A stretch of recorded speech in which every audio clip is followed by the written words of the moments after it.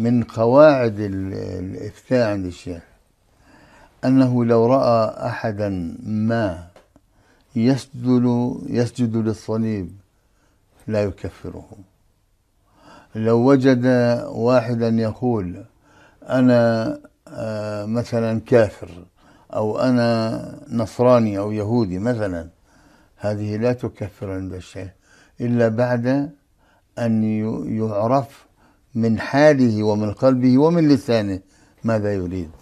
الشيخ ناصر ما كان يكفر أحد، ولا كان يعني الشيخ ناصر كان لا حتى يعني يقول جلاوذة الكفار والذين يعني يغرقون في الكفر وهم صرحاء في كفرهم، أنا لا أكفر مجرد أني أراه يقول إنه كافر.